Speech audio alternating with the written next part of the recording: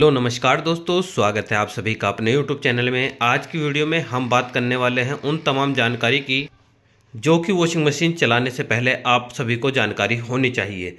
जैसे कि washing machine खुद इस चीज़ को बताती है कि हमें इसमें क्या क्या चीज़ नहीं धोनी चाहिए और किस तरीके से हमें इसका यूज़ करना चाहिए। अगर आपके पास वॉशिंग मशीन है, आप इस तरीके से इसकी विज्ञप्ति देख सकते हैं। इसमें सब चीज़ लिखी है, पानी को निरंतर बहने, जो बहने की समस्या है उस संबंध में बताया गया है। ये आप अच्छे तरीके से देख सकते हैं, पूरी विज्ञप्ति है। धुलाई से पहले इन्हें अलग कर ले क्योंकि इनमें ड्रेन चैन रुकावट पैदा कर सकती है। जो आपकी ड्रेन वॉल होती है उसके बीच में पेंच, पिन, मिट्टी, चाबी या सुरक्षा पिन, सिक्का, क्लिप, यदि इनमें से कोई भी चीज़ आपके ड्रेन वाल के नीचे आ जाए तो या तो आपका पानी बिल्कुल निकलता ही रहेगा। तो आपको ध्यान रखना है कि आपके जो भी आप कपड़े धो रहे हैं उनमें ये चीज़ नहीं मिलनी चाहिए। अगर मिट्टी होगी तो ज़्यादा मिट्टी यदि उसके नीचे चली जाएगी तो हो सकता है आपकी वॉशिंग मशीन चौक भी हो जाए। उसके बाद देखिए, इसमें लिखा है धुलाई के बाद अधिक समय के लिए टब में पानी जमा न रहने दे, इससे मेल ड्रेन चैनल से में जमा हो जाएगा और तुरंत ड्रेन करे। देखो, इसके कहने का मतलब से इतना है कि इसमें ज़्यादा देर तक आपको पानी को नहीं रोकना होता। आपको क्या करना है, जैसे ही आप कपड़े धो देते हो तो अच्छे तरीके से साफ करके पानी को निकाल दे। उसके बाद इधर लिखा है धुलाई पूरी होने के बाद सफाई के निर्देश, वो साइड में एक बाल्टी साफ पानी और 1 मिनट तक धोए। ड्रेन नोब को सेलेक्ट चालू या बंद 3 से 5 बार करे। उसके बाद सारा पानी निकाल दे।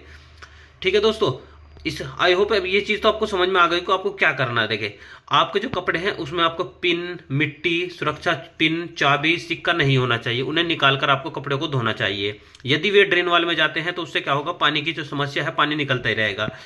आप जैसे ही कपड़े धोते हैं, आप इसमें ये वाला जो ड्रम है इसमें ज़्यादा देर तक आपको पानी नहीं रोकना होता। इससे क्या होगा, इसमें भी मैल मिट्टी जमा हो जाएगी। दूसरी बात, नीचे इसमें एक गेयर बॉक्स होता है, उसके ऊपर एक रबड़ होती है, उसके कारण ये पूरी तरीके से खराब हो जाएगी रबड़, क्योंकि पानी ज़्यादा देर से नुकसान होता है। उसके बाद देखिए, इसमें अगली जो विज्ञप्ति लिखी है, पानी के नहीं निकलने की समस्या। अब पानी नहीं निकल रहा तो उसके लिए क्या हो सकता है, जो उसका आगे का सिस्टम है उसमें कोई समस्या हो सकती है। देखो, निकासी होज में रुकावट, इसमें आगे कुछ फंस गया हो, निकासी होज में मशीन से बाहर निकालकर ठीक से साफ करें। जो आपका पाइप है उसमें जो वो लगी हुई है, ड्रेन जो पाइप लगा हुआ आपका, ये नॉर्मली ये वाला पाइप जो है, इसे इजीली तरीके से निकालकर अच्छे तरीके से साफ कर दो और अच्छे तरीके से चेक भी जरूर कर ले कि इसमें कोई समस्या तो नहीं है। उसके बाद देखिए, अगली विज्ञप्ति लिखी है, निकासी होज का मुड़ा होना, दीवार के साथ सटा होना, जो कि बहुत ही गलत है। आपको कभी भी पाइप एकदम सीधा रखना चाहिए, कभी भी बीच में रुकावट नहीं पैदा होनी चाहिए। मतलब बहुत से लोग क्या करते हैं, पाइप को ऐसे घेर देते हैं और पीछे से वो रुकावट हो जाती है। उसके बाद जैसे हमारे पास है ये वॉश टाइमर है, ये वॉश सेलेक्टर है, ये आपकी ड्रेन सेलेक्टर है, यानी कि जो पानी निकालने का काम करता है। पानी इस साइड को निकलेगा, आप इस तरीके से सेलेक्ट करोगे तो पानी निकल जाएगा। यहाँ रखोगे नॉर्मल। ये आपके इसमें टाइमर, स्पिन टाइमर दिया गया है, जो कि इस मोटर को चलाने का काम करता है।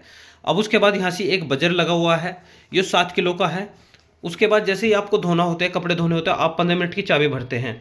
अब हम जो इसमें मेन समस्या होती है उसके बारे में बात करते हैं। उससे पहले एक चीज़ और देख लीजिए, वारंटी वॉश मोटर की है। वारंटी 5 साल की है, लेकिन वॉश मोटर की है। इसमें समस्या ये होती है, आप बहुत समय तक अपने, मान लो एक बार चाबी भरी 15 तक, आपने कपड़े डाले, धो गए, फिर दोबारा से आपने दो बार कपड़े धो लिए, 15 मिनट का सेलेक्ट करके। उसके बाद आप देखते हैं कि आपकी वॉशिंग मशीन चलनी कुछ समय के लिए बंद हो जाती है।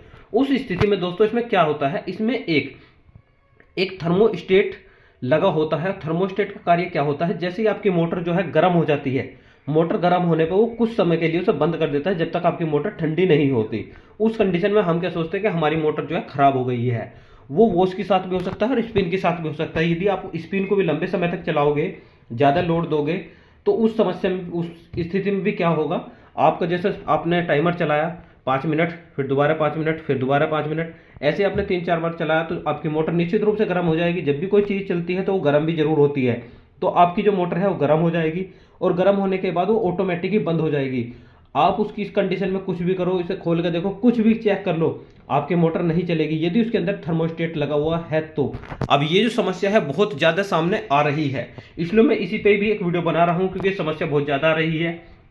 कभी कभी हम ही क्या सोचते हैं कि जैसे हमने कपड़े धोने के लिए डालते ही बस एक बार चला, क्योंकि हमने ज़्यादा वो लोड डाल दिया, उसके बाद मात्र 15 मिनट चला और हमने सोचा कि हमारी मोटर में कुछ परेशानी हो गई है। तो आपको कभी नहीं डरना है। सबसे पहले आपको देखना है, यदि नहीं चलती तो उसके कुछ समय रुकने के बाद, मान लो 10 मिनट रुकने के बाद फिर से देखना है चलाकर। यदि आपकी मोटर चल जाती है तो कोई परेशानी वाली बात नहीं है। निश्चित रूप से यदि टाइमर वाली थर्मोस्टेट वाली समस्या है तो बिल्कुल निश्चित रूप से चल जाएगी। तो ऐसे ही देखिए, अब ये हुआ, नॉर्मल हुआ, ये सारी चीज़ के बारे में हमने आपको बता दिया। अब जैसे ये हमारे पास है स्पिन मोटर, इसके अंदर जो मोटर यूज हुए दोनों कैपेसिटर रन मोटर है, एक ही कैपेसिटर से काम करती है। एक ही कैपेसिटर होता है, एक इधर लगा होता है, उसी में 4 वायर होते हैं, 2 वायर इधर के लिए होते हैं, 2 वायर इधर के लिए होते हैं।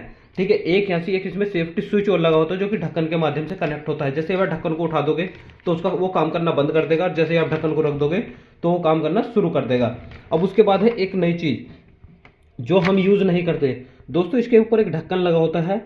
उस ढक्कन का हमेशा यूज करना चाहिए। उसका यूज करने का फायदा क्या होता है, हमने इसमें अपने कपड़े डाले, मान लो हमारे कपड़े सिर्फ इतने में ही आ गए, तो ढक्कन लगाने का हमारा फायदा ये होता है, कभी कभी हमारे छोटे कपड़े होते हैं जैसे मोजे, ठीक है, तो बच्चों के छोटे छोटे मोजे होते हैं, तो उस तरीके से उस कंडीशन में क्या होता है कि कपड़े इससे बाहर जब ये चलती है तो कपड़े इससे बाहर आकर इस जगह जाकर फंस जाते हैं, और इससे जिससे कि इसके नीचे की बैलो जो होती है वो पूरी तरीके से खराब हो जाती है।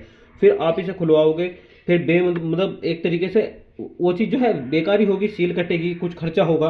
तो उससे बेटर है आप सेफ्टी का ध्यान रखो। इसके ऊपर एक ढक्कन होता है, जो ढक्कन यदि खराब हो जाए, टूट जाए, तो आप मार्केट में इजीली तरीके से उसे ले सकते हैं, बिल्कुल मिल जाएगा। उस ढक्कन का काम क्या होता है, वो यहाँ से फंस जाता है और फंसने के बाद वो नीचे के कपड़े ऊपर नहीं आने देता।